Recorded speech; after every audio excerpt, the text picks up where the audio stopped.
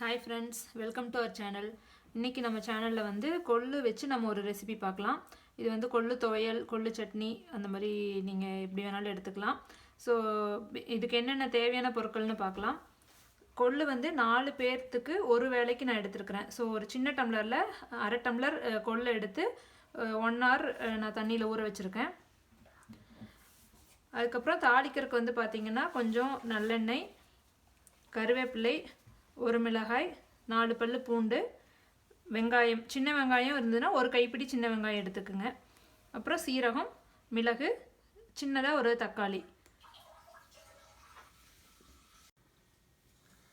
So இப்போ கொள்ளு தாளிக்கிறதுக்கு நான் வந்து ஒரு குக்கர் வச்சுருக்கேன். கொள்ளு வந்து நீங்கள் குக்கரில் தான் வேக வைக்கணும். நார்மலாக வேக வச்சிங்கன்னா ரொம்ப டைம் ஆகும். ஸோ இதில் வந்து இப்போ ஃபஸ்ட்டு ஆயில் ஊற்றிக்கிறேன்.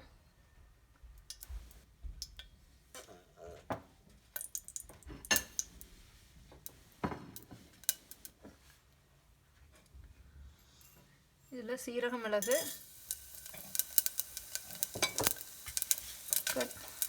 வரமிளகாய், கருவேப்பிலை, பூண்டு.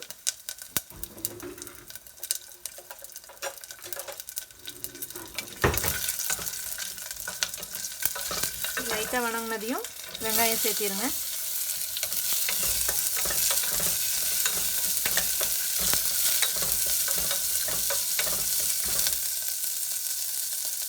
வெங்காயம் சேர்த்து ஒரு 2 minutes லைட்டாக அப்படியே வதங்கினா போதும். ரொம்ப வெங்காயம் வதங்கணும்னு அவசியம் இல்லை. எனிவே நம்ம வந்து குக்கரில் இப்போ வந்து விசில் தான் விட போகிறோம்.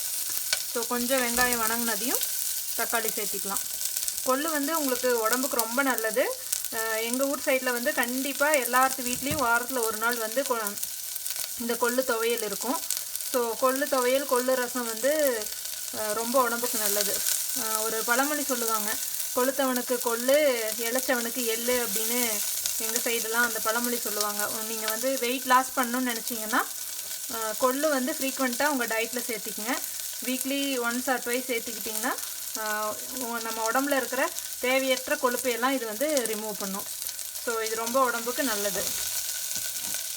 ஸோ இப்போ இதில் வந்து கொஞ்சம் தக்காளி சேர்த்திக்கிறேன்.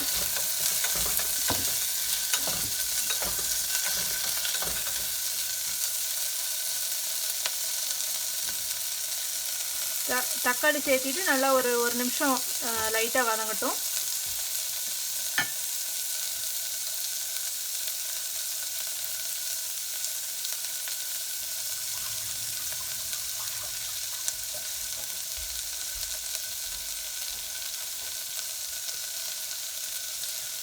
ஸோ இப்போ லைட்டாக வணங்கினதையும் நான் இந்த கொள்ளையும் சேர்த்திக்கிறேன். கொள்ளில் வந்து நிறைய கல் இருக்கும்.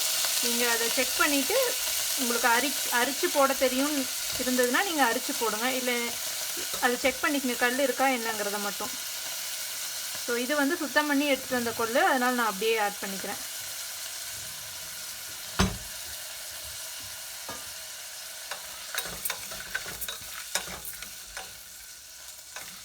ஸோ இப்போ நான் கொள்ளையும் ஆட் பண்ணிட்டேன். ஸோ இப்போ இதுக்கு வந்து நான் ஒரு 2 டம்ளர் தண்ணி சேர்த்திக்கிறேன். ஏன்னா நான் வந்து இதிலேருந்து ரசத்துக்கும் தண்ணி எடுத்துக்க போகிறேன். ஸோ அதனால் வந்து கொஞ்சம் தண்ணி எக்ஸ்ட்ராவாக இருந்தாலும் ஒன்றும் ப்ராப்ளம் இல்லை. ஸோ ஒரு 1.5 to 2 cup தண்ணி ஆட் பண்ணிக்கோங்க.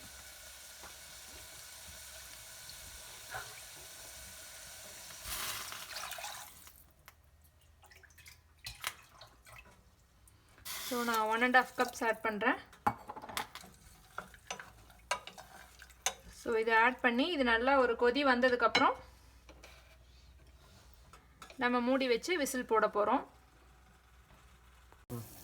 ஸோ இப்போ பார்த்தீங்கன்னா நல்லா தண்ணி கொதிக்குது. இப்போ நம்ம வந்து குக்கரை மூடி வச்சு விசில் விடணும். ஒரு 7 to 8 விசில் விடணும். அப்போ தாங்க கொள்ளு நல்லா வெந்து வரும். ஸோ மீடியம் ஃப்ளேமில் வச்சுட்டு ரொம்ப ஹை ஃப்ளேமில் வச்சிடாதீங்க. மீடியம் ஃப்ளேமில் வச்சு ஒரு 7 to 8 விசில் விட்டுருங்க. இப்போ வந்து நான் ஒரு 7 விசில் விட்டு இதை எடுத்துருக்கேங்க. இப்போ பார்த்தீங்கன்னா நல்லா நான் மறுபடியும் அடுப்பில் வச்சுருக்கேன். எதுக்குன்னா இப்போ நம்ம கொஞ்சம் மஞ்சள் தூளும் உப்பும் போட போகிறோம். போட்டு ஒரு கொதி விட்டு நிறுத்திடணும், அவ்வளோதான். ஸோ இப்போ பார்த்தீங்கன்னா நல்லா கொதிச்சிட்ருக்கு. இது நீங்கள் வந்து முன்னாடியே உப்பு போட்டிங்கன்னா கொள்ளு வந்து சீக்கிரமாக வேகாது. அதனால் குக்கரில் விசில் விடுறப்ப நீங்கள் உப்பு சேர்க்காதீங்க. அதுக்கப்புறமா எடுத்து கொஞ்சம் உப்பு மஞ்சத்தூள் போட்டு ஒரு கொதி விட்டுட்டு அப்புறம் ஆறுனதுக்கப்புறம் நம்ம அதை அரைச்சிக்கலாம். ஸோ இப்போ இதில் நான் ஒரு அரை ஸ்பூன் அளவுக்கு மஞ்சத்தூள் சேர்த்திக்கிறேன்.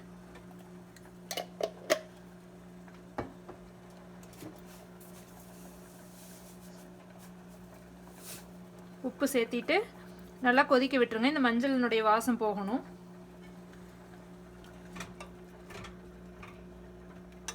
ஸோ ஒரு 2 மினிட்ஸ் நல்லா கொதிச்சு இந்த மஞ்சள் பொடியினுடைய வாசம் போனதுக்கப்புறம் ஆஃப் பண்ணிடுங்க.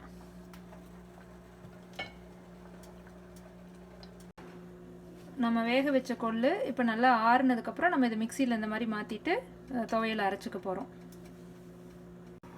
ஸோ இப்போ நீங்கள் பார்த்தீங்கன்னா நான் அரைச்சிட்டேன். ரொம்ப நைஸாக அரைக்காதீங்க, கொஞ்சம் தருன்னு இருக்கிற மாதிரி அரைச்சிட்டிங்கன்னா நீங்கள் சாதத்தோடு போட்டு பிசைஞ்சு சாப்பிட்றப்ப நல்லாயிருக்கும். ஸோ இப்போ நம்ம கொள்ளு துவையல் ரெடி ஆகிடுச்சு.